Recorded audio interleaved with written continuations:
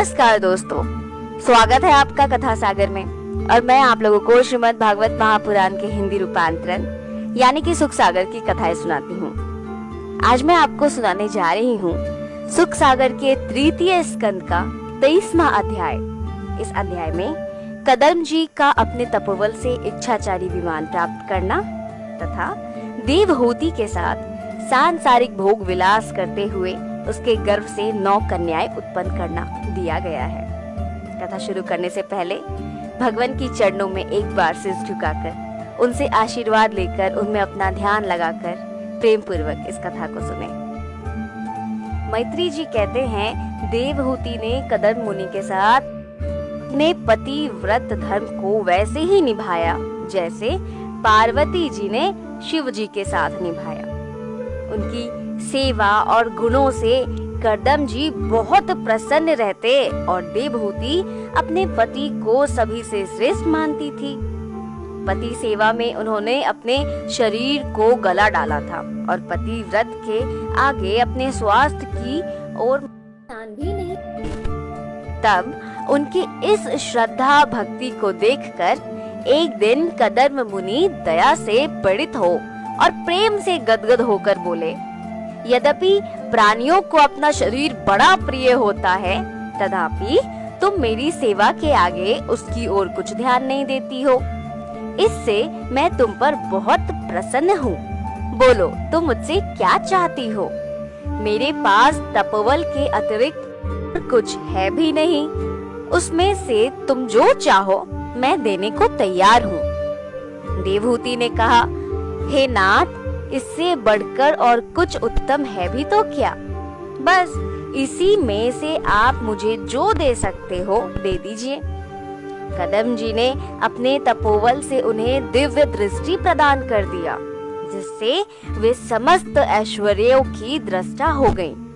सब सिद्धियां उनके लिए सुलभ हो गई, परंतु देवहूति ने उनकी कोई इच्छा नहीं की और अपने पति महामुनि कदम से देवहूति ने बोला कि हे द्विज श्रेष्ठ, हे विभो, मैं सिद्धियों को लेकर क्या करूंगी?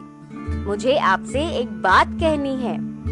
विवाह के समय आपने जो कहा था कि इसको जब तक संतान होगी तब तक मैं सब प्रकार से इसे संतुष्ट करता रहूंगा। हे देव, इधर मेरा भी यही विचार है कि धारण तक ही मैं आपको गृहस्थ आश्रम में रखूं।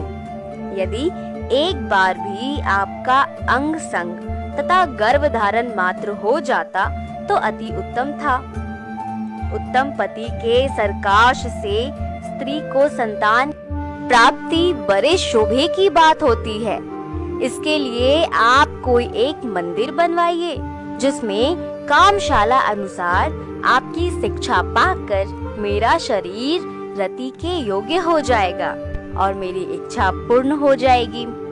फिर आगे की कथा मैत्री जी बताते हुए कहते हैं विदुर जी को कि देवहूति की ऐसी इच्छा जानकर महामुनि कदर ने अपने योग बल से तत्क्षण एक इच्छाचारी दिव्य विमान प्रकट कर दिया, जो कामदायक सब रत्नों से पूर्ण था और उसमें सुख की सभी सामग्रियां यथोचित भरी हुई थी। क्रीड़ा स्थल, शयनागार और आंगन आदि जहाँ जैसा चाहिए था वहाँ वैसे ही आश्चर्यप्रद बने हुए थे। जब वह विमान कदम मुनि के आश्रम पर आकर रुका तो मुनि ने पति व्रता देवहूति से कहा, हे प्रिय, अब इस बिंदुसार कुंड में स्नान कर इस विमान पर चढ़ो, क्योंकि यह विष्णु जी का बनाया परमतीर्थ सर है।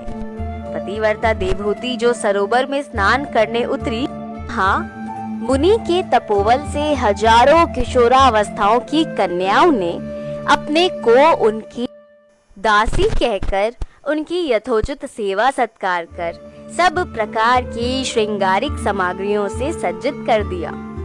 देवहूति के शरीर के सभी अवयव निखर उठे। योग माया द्वारा सज्जित अपने को इस प्रकार जगमगाती देख उन्हें अपने पर भी बड़ा आश्चर्य हुआ। साथ ही कदम जी पर भी उनके प्रेम का अद्भुत संचार हुआ। कदम जी विमान के पास खड़े थे।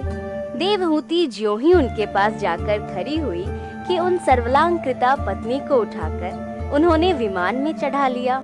उनके बैठते ही विमान आकाश को उड़ गया और दीपों तथा पृथ्वी खंड की जितनी रचना थी कदर्म जी ने देवहूति को दिखा दिया। इस प्रकार कितने ही सुरमय स्थानों में पत्नी सहित कदर्म जी उस दिव्य विमान के द्वारा भ्रमण करते हुए अपने आश्रम को लौटे और यहाँ आने पर जब जब देवहूति को रति की इच्छा हुई तब उनमें वीर्य स्थापन कर उन्होंने संतानों की उत्पत्ति की। हजारों वर्ष का समय एक क्षण के समान व्यतीत हुआ। तब कदर्म जी ने अपने 9 विभाग करके 9 कन्याएं उत्पन्न की और पुत्र एक भी नहीं हुआ। पश्चात जब कदर्म जी संन्यास लेकर वन जाने लगे तब मंदिर के ऊपर खड़ी देवहूति हंसने लगी और हृदय से बहुत दुखित भी हुई। कदर्म जी समझ गए और उन्होंने अपनी वन यात्रा स्थगित कर दी। इसी के साथ 23वां अध्याय यहीं पर संपूर्ण होता है। तो सब कोई मेरे साथ एक बार बोलिए, ओम नमो भगवते वासुदेवाय नमः।